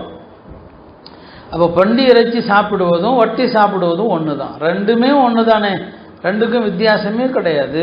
இமாம் மாலிக் ரஹ்மத்துல்லாஹி அலைஹி அப்படி தான் சொன்னாங்க, பாவங்களில் ஆகக்கூடியது வட்டி தான். மது அருந்துவது மோசமா வட்டி மோசமானு கேட்கப்பட்டது. மது அருந்துவதை விட வட்டி சாப்பிடுவது தான் மோசமானது என்று இமாம் மாலிக் சொன்னாங்க. இப்போ இதை நம்முடைய கணவனுக்கு, நம்முடைய பிள்ளைகளுக்கு இந்த பேணுதலான விஷயத்தை கற்றுக் கொடுக்கறது யாரு? இந்த தாய்மார்கள் தானே. பெருமானார் ஸல்லல்லாஹு அலைஹி வஸல்லம் அவங்க வீட்டில் உள்ள சின்ன குழந்தைகளுக்கும் ஹராம் ஹலாலாக சொல்லி கொடுத்தாங்க இல்லையா? பெருமானாருடைய பேரர் ஒரு பேரிச்சம்பழத்தை வாயில போட்ட போது அந்த பேரிச்சம்பழம் சதக்காவுடைய பேரிச்சம்பழம், நபியின் குடும்பத்தாருக்கு அது ஹராம். அந்த பிள்ளை வாயிலிருந்தும் அந்த பேரிச்சம்பழத்தை துப்ப சொன்னாங்க. ஒரு குழந்தை தானே, வாயில போட்டுட்டா முழுங்கிரட்டுமேன்னு விடல, அந்த கொஞ்சோண்டு போன அதையும் துப்ப சொன்னாங்க. நமக்கு இது ஹராம் என்று. அப்படியானால் நம்ம குழந்தைகளுக்கும் கூட ஹராம் ஹலால சொல்லி கொடுக்கணும். ஆண் குழந்தையா இருந்தால் பிறந்த குழந்தைக்கு, ஆண் குழந்தைக்கு என்னங்க தங்க மோதிரங்கள் போடுறது, தங்க செயின் அணிகிறது. சின்ன வயசுல நீங்க எதை பழக்கிறீங்களோ அதுதான் பெரியவர்களானா அந்த தாக்கம் வரும். அதை சில பேர் நியாயப்படுத்துவாங்க, குழந்தை தானே, குழந்தை தான், குழந்தைக்கு ஹராம் ஹலால் இல்லைதான். ஆனாலும் நாம் எப்படி பழக்கப்படுத்துகிறோம், நாம் எப்படி பழக்கப்படுத்துகிறோமோ அப்படித்தான் அந்த குழந்தைகள் வரும். பெருமானார் ஸல்லல்லாஹு அலைஹி வஸல்லம் அவங்க குழந்தைகளுக்காக தன்னை அர்ப்பணிக்கிற பெண்களை பாராட்டினாங்க. அக்காலத்தில் சில பெண்கள் கணவன் இறந்து போயிருப்பாங்க. கணவன் இறந்தா மார்க்கத்தில் மறு திருமணத்திற்கு அனுமதி இருக்குது, மறு திருமணம் செய்யலாம். ஆனால் அதே நேரத்தில் குழந்தைகளுக்காக இன்னொரு கல்யாணம் பண்ணுனா இந்த குழந்தைங்க என்ன ஆவாங்களோ தெரியலையே, அதற்காக வேறு காரணங்களுக்காக இல்லை, குழந்தைகளுக்காக மறு திருமணம் செய்யாமல் இருந்தால் அந்த பெண்களை நபி ஸல்லல்லாஹு அலைஹி வஸல்லம் பாராட்டினாங்க. சொன்னாங்க, அன வம்ராஅத்துன் ஸஃபாஉல் ஹத்தைன், நானும் குழந்தைகளை வளர்ப்பதில், குழந்தைகளை வளர்த்து ஆணாக்கிறதில்ல, தன்னுடைய அழகையெல்லாம் இழந்து கன்னங்கள் எல்லாம் கருத்து போன பெண்மணி இருக்கிறாரே, அந்த பெண்ணும் நானும் நாளை சொர்க்கத்தில் கஹாத்தைன், இந்த இரண்டு விரல்களை போல் அப்பெண்மணி எனக்கு நெருக்கமாக அருகில் இருப்பதாக சொன்னான். எல்லாம் அந்த குழந்தைகளுக்காக வேண்டியதான். குழந்தைகளை அக்கறை செலுத்துவதை பெருமானார் ரொம்ப பாராட்டுவாங்க. நபி ஸல்லல்லாஹு அலைஹி வஸல்லம் உடைய சச்சா மகள் தான் உம்முஹானி. நபி ஸல்லல்லாஹு அலைஹி வஸல்லம் அவங்க உம்முஹானி அவர்கள் விதவியான போது அவங்கள நிக்கா செய்ய ஆசைப்பட்டாங்க. விதவை பெண்களுக்கு தான் பெருமானார் வாழ்வு கொடுத்தாங்க, அதுக்கு தான் நிக்காகவும் செஞ்சாங்க.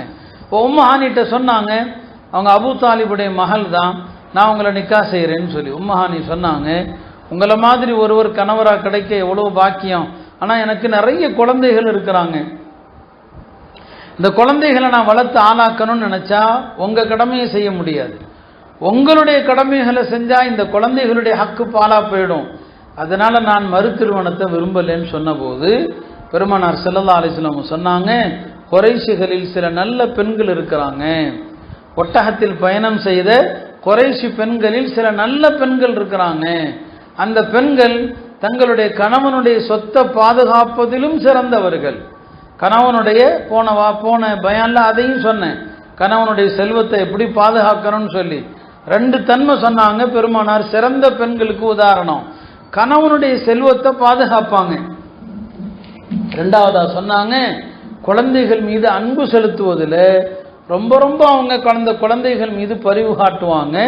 அந்த குழந்தைகளுக்காக தங்களுடைய இளமையை கூட அவங்க என்ன செய்ய மாட்டாங்க, பொருட்படுத்த மாட்டாங்க, திருமணமே செய்யாமல் குழந்தைகளுக்காக அர்ப்பணிப்பதாக சொன்னாங்க. அருமையான தாய்மார்களே, இதை நாம் சொல்ல வந்த நோக்கம், குழந்தைகள் விஷயத்தில் தாய்மார்களுக்கு மிகப்பெரிய பொறுப்பு இருக்கிறது. இந்த குழந்தைகள் விஷயத்தில் அல்லாஹ்விடத்தில் நீங்கள் தான் மறுமையில் பெரிய அளவில் பதில் சொல்ல வேண்டிய நேரம் இருக்குது. இந்த குழந்தைகளுடைய தர்பியத்தில் நாம் எங்கே அக்கறை செலுத்துகிறோம்? குழந்தைகளுக்கு நாம் ஒழுக்கங்கள் விஷயங்களை நாம் சொல்லிக் கொடுக்குறோமா? கிடையாது இல்லையா? நபி ஸல்லல்லாஹு அலைஹி வஸல்லம் எல்லா நேரங்களிலும் தர்பியத்து தான், மக்களுடைய தர்பியத்து விஷயத்தை சொல்லி கொடுத்துட்டே இருப்பாங்க. எல்லா நேரமும் அதுதான். நம்முடைய பிள்ளைகளுக்கு அது மாதிரி நல்லோர்கள் வரலாறை சொல்லிக் கொடுக்கணும். பிள்ளைங்க சிறுநீர் கழிக்க போகிறாங்கன்னு சொன்னால் சரியாக கழுகணும். சின்ன வயசில் சொல்லிக் கொடுக்கறது, அவசரமாக உடனே வந்துடக்கூடாது. ஏன்னா சிறுநீர் கழித்து விட்டு சரியாக சுத்தம் பண்ணலைன்னு சொன்னால் மறுமையில் தண்டனை இருக்குது, கபூரில் வேதனை இருக்குது. நபி ஸல்லல்லாஹு அலைஹி வஸல்லம் ஒரு நாள் பக்கி கபர்ஸ்தான் வழியாக வந்து கொண்டிருந்தாங்க. திடீரென்று சொன்னாங்க, இந்த 2 கபர்லையும் உள்ள ஆளுக வேதனை செய்யப்படுறாங்கன்னு சொன்னாங்க. 2 கபர்லையும் உள்ளவங்க வேதனை செய்யப்படுறாங்க. அதில் ஒருத்தர் வேதனை செய்யப்படுவது சிறுநீர் கழித்து விட்டு சரியாக சுத்தம் பண்ணல, அதுக்காண்டி வேதனை செய்யப்படுகிறார். இன்னொருவர் கோல் சொல்லித்து இருந்தார்னு சொன்னாங்க. மற்றொரு ஹதீஸில் வருது, ஒரு ஆள் சரியாக சுத்தம் செய்யாமல் வேதனை செய்யப்படுறாரு, இன்னொருத்தர் புறம்பேசி கொண்டு திரிந்தார். அப்போ 2 விஷயத்தை 2 பாவத்தை சொல்லி தர்றாங்க. கோல் சொல்லுகிற பழக்கமும் பெண்களிடத்தில் இருக்குது, புறம் பேசுகிற பழக்கமும் இருக்குது. ஒரு சபையில் உட்கார்ந்தா நம்ம அடுத்தவர்களை பற்றி தான் புறம் பேசுகிறோம் இல்லையா? அடுத்தவர்களுடைய குறைய பேசினால் அது உடலுக்கு நோய், அல்லாஹ்வை பற்றி பேசினால் அது உடலுக்கு நிவாரணம். அழகா ஒரு பெரியவங்க சொன்னாங்க, திக்ருன் நாசி தாஉன் வ திக்ருல்லாஹி தவாஉன். நீங்கள் மனிதர்களை பற்றி பேசுறீங்க, அவரை பற்றி இவரை பற்றி ஒரு இடத்துல உட்கார்ந்தா யாரை பற்றியாவது பேசுறீங்கன்னா, மனிதர்களை பற்றி பேசினால் உங்கள் உடல் நோய்வாய்ப்பட்டு கெட்டு போயிடும். அல்லாஹ்வை பற்றி பேசுங்க, அல்லாஹ்வுடைய அருளை பேசுங்க, அல்லாஹ்வுடைய வல்லமையை பேசுங்க. அல்லாஹ்வை திக்ரு செஞ்சால் உடலுக்கு ஷிஃபா, உடலுக்கு ஆரோக்கியம், உடலுக்கு நிம்மதி. ஒரு 5 நிமிஷம் அல்லாஹ்வை பற்றி பேசி பாருங்க, உங்களுக்கே ஒரு சந்தோஷம் தெரியும், உங்களை அறியாமல் ஒரு ஆன்ம திருப்தி தெரியும். ஒரு 5 நிமிஷம் புறம் பேசிட்டு எழுந்துருங்க, நமக்கே ஒரு பாரம் தெரியும். ஆனால் இப்போ புறம் பேசி பேசி பேசி அப்படிலாம் நம்ம உள்ளங்களுக்கு ரொம்ப கெட்டு போச்சு, பழகி போனதுனால நமக்கு அது தெரிகிறது இல்லை. பெருமானார் ஸல்லல்லாஹு அலைஹி வஸல்லம் பல ஹதீஸுகளில் சொன்னாங்க, கபருடைய வேதனைக்கு பெரும் காரணமாக இருப்பது ஒழுங்கா சுத்தம் செய்யாமல் இருப்பது. நம்முடைய பசங்க வாலிப வயது இந்த மாதிரி விஷயத்தில் கவனம் செலுத்துகிறாங்களா? பாத்ரூம் போகிறான், உடனே வந்துடுறான், சரியாக கழுவுனானா, சிறுநீர் துளிகள் ஆடையில் உடம்புல படாமல் கவனமாக இருந்தானா? அல்லாஹ் நமக்கு எவ்வளோ லேசான மார்க்கத்தை தந்திருக்கிறான். பனு இஸ்ரவேலர்கள் அவங்களுக்கு ஆடையில் சிறுநீர் பட்டுடுச்சுன்னு சொன்னால் அந்த ஆடையை வெட்டி தான் எடுக்கணும், கழுவுனா பத்தாது, ஆடையை வெட்டி எடுக்கணும். நபி ஸல்லல்லாஹு அலைஹி வஸல்லம் சொன்னாங்க, ஆடையை வெட்டி எடுத்தால் தான் அவங்களுக்கு கூடும் தொழுகை. நமக்கு அப்படி இல்லை, தண்ணீரால் கழுவினாலே போதும்.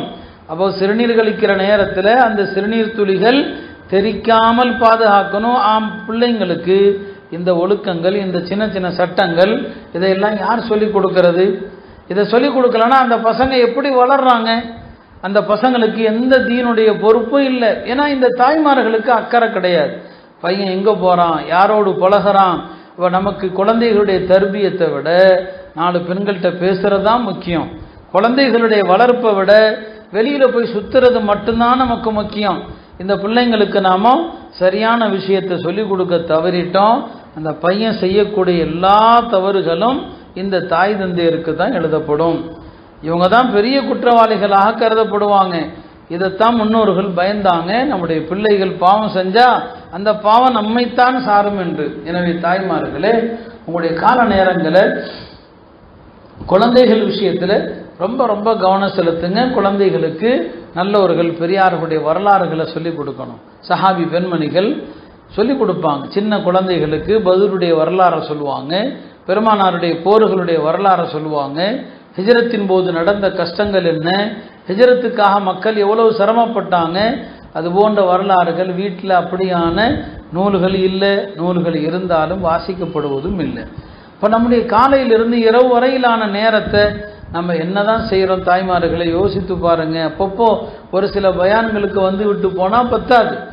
நம்ம சொன்ன எல்லா விஷயங்களையும் நம்முடைய வாழ்க்கையில் கடைபிடிக்கணும். அப்படி கடைபிடிச்சா இந்த குழந்தைகள் நல்ல குழந்தைகளாக வருவாங்க.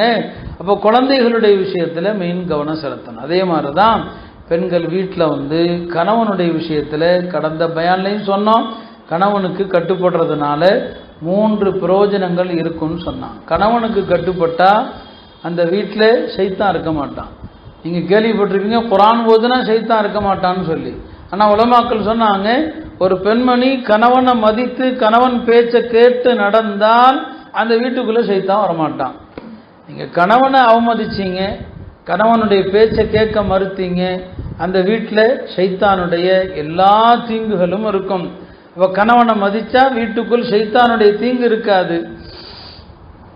ரெண்டாவது என்ன, கணவனை மதித்து நடக்கிறதுனால அந்த வீட்டில் பரக்கத்து அதிகமாகும். அந்த வீட்டில் பரக்கத்து அதிகமாகும், அல்லாஹ்வுடைய அருள் வளம் இருக்கிறதே அதிகமாகும்னு சொன்னாங்க. மூன்றாவது என்ன, கணவனை மதித்து நடந்தால் அந்த வீட்டில் எல்லாருமே ஒருத்தர் மற்றவங்களை நேசிப்பாங்க. கணவன் மனைவிக்கு மத்தியிலே நேசம் இருக்கும், பிள்ளைகளுக்கு மத்தியிலே நேசம் இருக்கும். நீங்கள் யோசிச்சு பாருங்க, ஒரு பெண்மணி தன் கணவரை எப்படி மதிக்கிறாரு அப்படிங்கிறத அந்த பிள்ளைங்க பார்க்குறாங்க.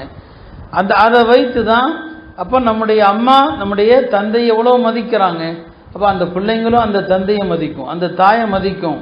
கணவனுடைய பேச்சை கேட்டு நடக்கிறதுனால குடும்பத்தில் எல்லாருடைய உள்ளங்களிலும் ஒரு அன்பு பிறக்கும் என்று உலமாக்கள் சொன்னாங்க. எனவே தாய்மார்களே, இப்படி நாம் நம்முடைய நேரங்களை அழகான முறையில் ஒரு ஒழுங்கமைப்பதற்கு நம்முடைய முன்னோர்கள் வழிகாட்டியாக இருந்தாங்க. அவங்களுடைய காலையிலிருந்து இரவு வரைக்கும் உள்ள நேரம், அதில் ஒரு சொட்டு நேரம் கூட வீணான விஷயங்களை சிந்திக்கவோ வீணான விஷயங்களை பேசவோ பார்க்கவோ அவங்களுக்கு நேரமே கிடையாது. எல்லா நேரமும் அல்லாஹ்வுக்கு பொருத்தமான விதத்தில் தான் அவங்க கழிச்சாங்க. எனவே அல்லாஹ்ட்ட நம்முடைய இந்த கால நேரங்கள் குறித்து கேள்வி இருக்குது, விசாரணை இருக்குது. ஒவ்வொரு நேரத்தை குறித்தும் நாம் அல்லாஹ்ட்ட விசாரிக்கப்படுவோம். அப்படியானால் நம்முடைய தாய்மார்கள் வீணாக வெளியில் செல்வது, தேவையில்லாமல் பல்வேறு விஷயங்களை பேசுறது, இவை அனைத்துக்கும் அல்லாஹ்ட்ட ஒவ்வொன்றுக்கும் விசாரணை இருக்குது. எனவே உலகத்திலையும் சோதனை, மறுமையிலும் சோதனை. உலகமெல்லாம் நடக்கக்கூடிய ஃபித்னாக்கள் நமக்கு எப்போ வருமோ தெரியாது. அல்லாஹ் அந்த தண்டனைகளை தருவதற்கு முன்னால் நம்ம அல்லாஹ்வுக்கு நன்றி செலுத்தணும். சாப்பிட்டால் அல்லாஹ்வுக்கு நன்றி செலுத்துங்க. உணவில்லாத அந்த நிலை உங்களுக்கு வராது. ஒரு குடிபானம் குடிச்சா கூட அல்லாஹ் புகழுங்க, அல்ஹம்துலில்லாஹ் சொல்லுங்க. அல்லாஹ் நமக்கு அந்த கஷ்டங்களை தரமாட்டான். எனவே இந்த நம்முடைய நேரங்களை பக்குவப்படுத்தி அல்லாஹ்வுக்கு பொருத்தமான காரியங்களை ஈடுபடணும். குழந்தைகளை அழகான முறையில் வளர்த்து குழந்தைகளுக்கு நல்ல நல்ல துவாக்கள் திக்ருகளை சொல்லித்தரணும். இப்படி தங்களுடைய நேரங்களை பயன்படுத்துகிற பெண்கள் தான் சிறந்த பெண்கள். எல்லாம் அல்ல அல்லாஹ் கால நேரங்களை வீணாக்காம அல்லாஹ் ரசூலும் கற்றுக் கொடுத்த முறையில் நம்முடைய வாழ்க்கையின் நேரங்களை அமைத்துக் கொள்வதற்கு எல்லாம் அல்ல அல்லாஹ் தௌஃபீக் செய்வானாக. வாஹிரு தஅவானா அல்ஹம்துலில்லாஹி ரப்பில் ஆலமீன். الحمد لله رب العالمين. اللهم صل على سيدنا محمد وعلى آل سيدنا محمد وبارك وسلم.